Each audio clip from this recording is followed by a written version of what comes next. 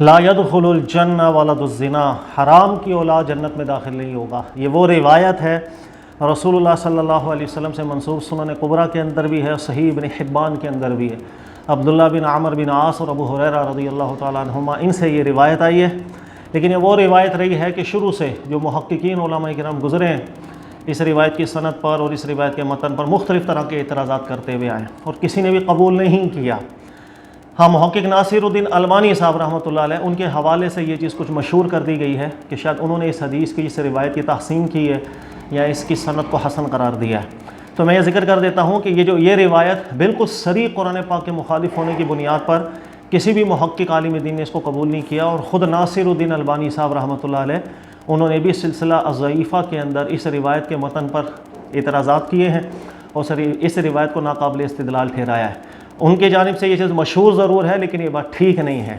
دیکھیے گا اس روایت کی سند پر کیا کلام بنتا ہے۔ جو عبداللہ بن عمرو بن عاص کی روایت ہے، جابان نامی ایک راوی ہے اس روایت کے اندر، اس میں دو علتیں پائی جاتی ہیں جس کو بہت سے علماء محققین واضح کر چکے ہیں۔ ایسے محقق ذہبی ہیں، انہوں نے بھی اس راوی کو مجہول قرار دیا اور اس راوی سے سما بھی نہیں ہے، عبداللہ بن عمرو بن عاص سے سما بھی نہیں ہے۔ محدث ابو حاتم نے بھی اس روایت کو مجہول قرار دیا، امام بخاری نے بھی اس راوی کو مجہول قرار دیا، اس کے علاوہ احمد بن حنبل نے بھی اس راوی کو مجہول قرار دیا۔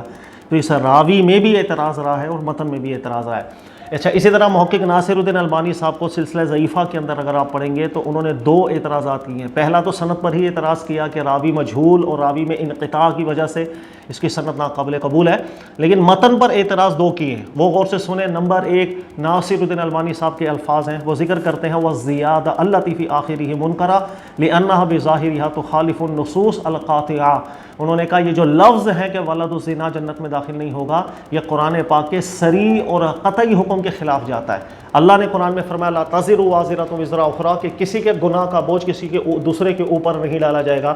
یہ کیسے ہو سکتا ہے کہ ایک بچہ چاہے وہ زنا سے ہی پیدا ہوا، قصور کسی اور کا، تو اس کے اوپر سزا کیسے دی جا سکتی ہے کہ یہ جنت میں داخل نہ کیا جائے؟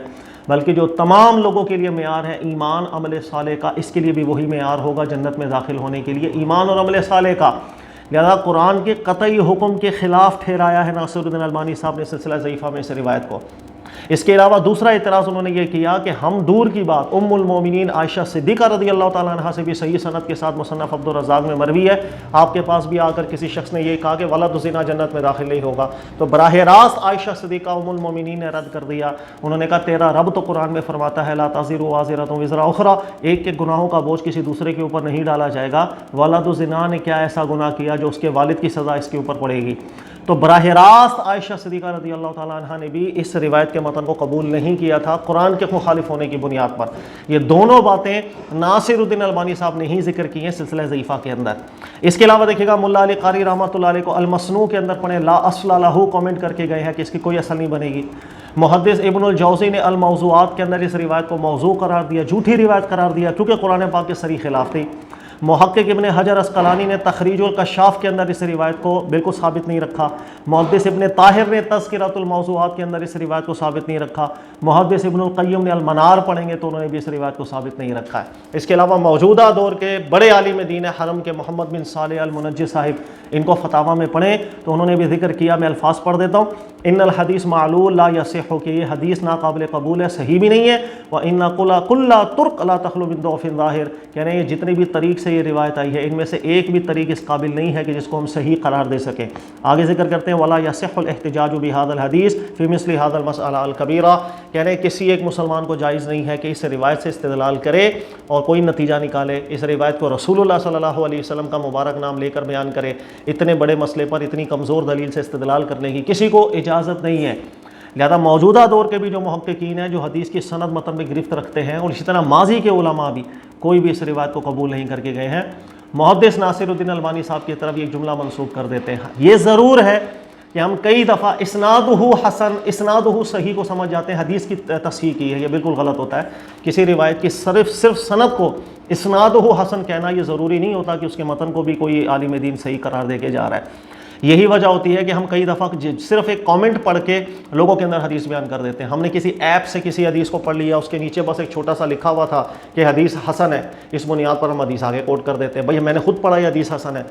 ایسی اجازت نہیں ہوتی ہے۔ صرف ایک آدھ کامنٹ پڑھ کر بھی حدیث کو آگے بیان کرنے کی اجازت نہیں ہوتی ہے، جب تک اس کا احاطہ نہ کر لیا جائے، مکمل تحقیق نہ پڑھ لی جائے، جتنے محققین گزرے ان سب کو نہ پڑھ لیا جائے کہ اس کی سند میں یا اس کے متن کے اندر کوئی آبجیکشن ہے یا نہیں، صرف ایک آدھ کامنٹ پڑھ کے بھی آگے روایت نہیں کرنا چاہیے۔ یہی وجہ ہے کہ کبھی کبھی صرف ایک روایت کی سند کے اعتبار سے تحسین علماء نے کی ہوتی ہے، لیکن اس کے متن کو منکر قرار دیا ہوتا ہے، یہ انہی میں سے روایت ہے۔ اللہ تعالیٰ سمجھنے کی توفیق دے۔ جزاک اللہ خیرہ۔